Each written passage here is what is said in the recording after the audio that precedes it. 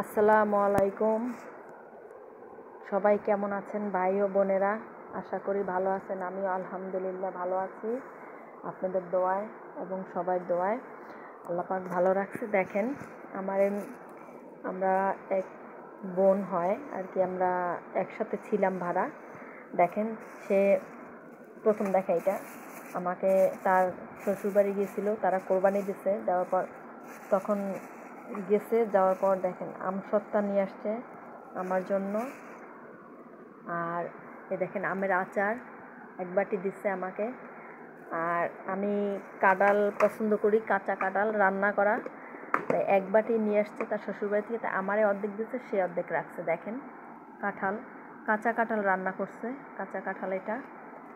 আর দেখেন আমি তো কোরবানি দিনেই, এই জন্য সে নিয়ে আসছে আমার জন্য। দেখেন 2 পোটলা গোশ দিচ্ছে আমাকে, 1 কেজি হবে, অনেক গোশ দিচ্ছে।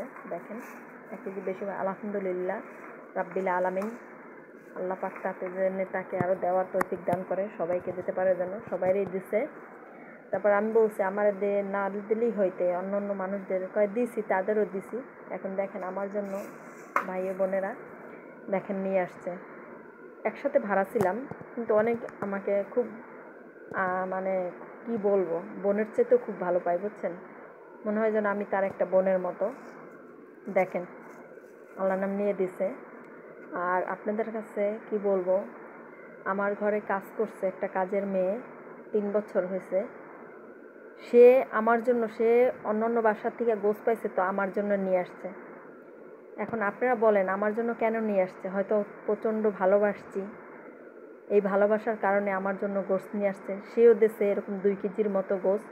আমার সেই কাজের মেয়েটা শুধু গোশত নিয়ে আসে না, অনেক কিছু নিয়ে আসছে। কাঁঠাল নিয়ে আসছে, তার নারকেল নিয়ে আসছে, কচুরলতি নিয়ে আসছে, মোচা নিয়ে আসে। যখনই আসে আমার জন্য কিছু না কিছু নিয়ে আসে।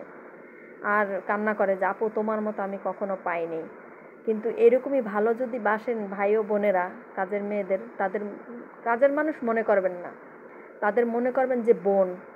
যদি বোন মনে করেন, দেখবেন আপনাদের জন্য তারা জীবন দেওয়ার জন্য প্রস্তুত, জানেন না?